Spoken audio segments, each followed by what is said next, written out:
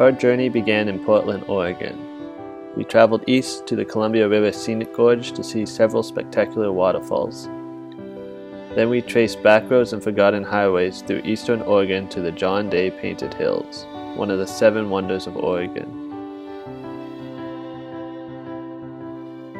This multicolored stratigraphy is over 30 million years old. The colors are the result of explosive volcanic ash accumulation and natural soil building processes. There are several trails to explore and opportunities to examine the color up close.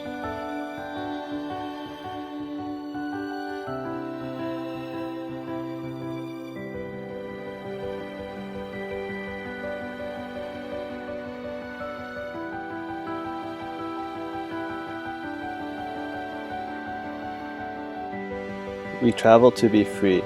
We travel to explore the places we've never been and to experience the world we've never seen. Road trips are perhaps the freest way to travel because it is independent and unrestricted. In good company, we are free to chase an ever-expanding horizon over endless terrain.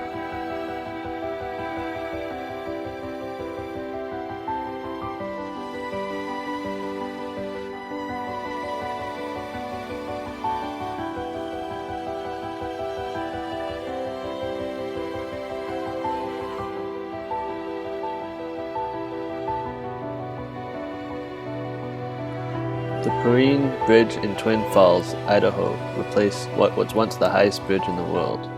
Opened in 1976, the bridge spans the Snake River and has a clearance of 486 feet. Upstream is Shoshone Falls, another main attraction of the city.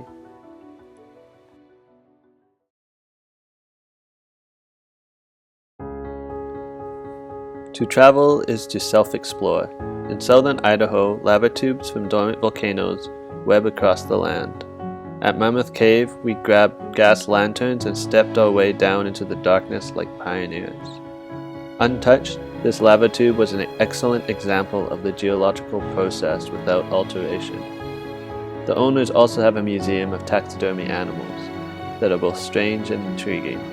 What makes the museum interesting is that nothing is categorized, so there's always something new to look at without getting bored of seeing multiple of the same thing.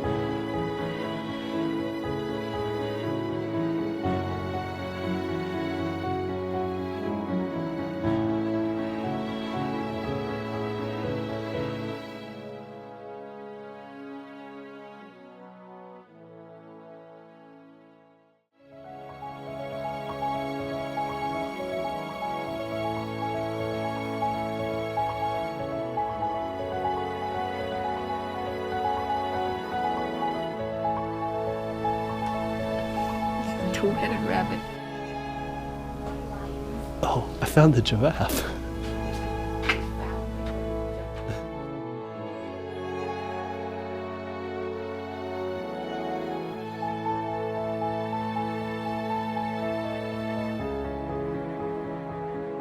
One-headed, two-bodied.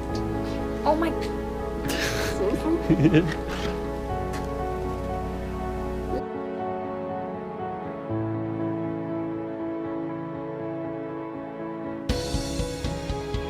Our furthest point east was the Craters of the Moon National Monument, where we climbed volcanoes and dove into more lava tubes. The park encompasses 3 major lava fields along the Great Rift of Idaho. The monument is named because a geologist by the name of Harold T. Stearns described the area in 1923 as the surface of the moon as seen through a telescope.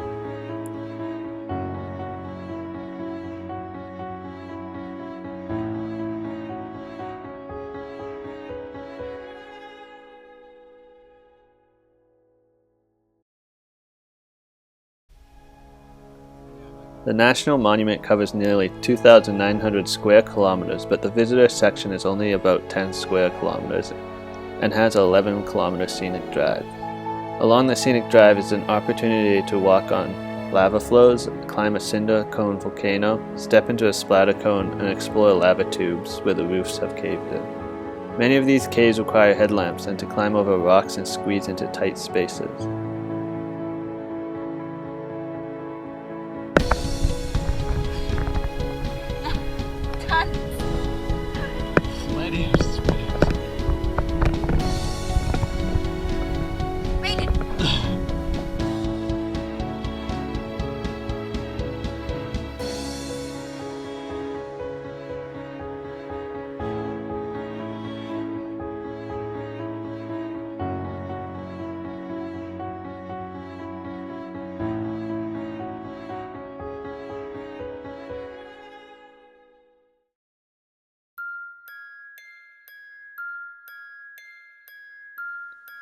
We were surprised that Idaho has so many mountains in the north after being always referred to as a Midwest prairie state. We stopped at Redfish Lake for a picnic lunch and then set out to hike the Sawtooth Mountains.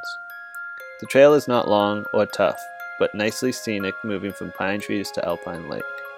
The view of the Sawtooth Mountains continuously improves, and it is not difficult to understand where the name originates. Sawtooth Lake was the end of our hike and the climax of our trip, a perfect moment of freedom along our journey.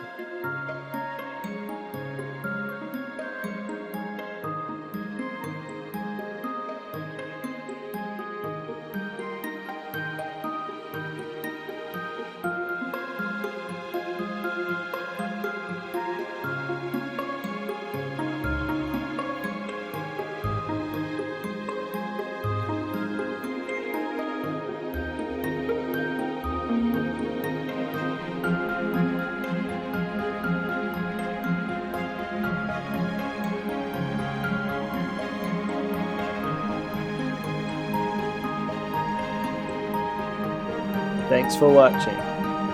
Read our blog at www.adventurearc.com and find us on Facebook, Instagram, and Twitter.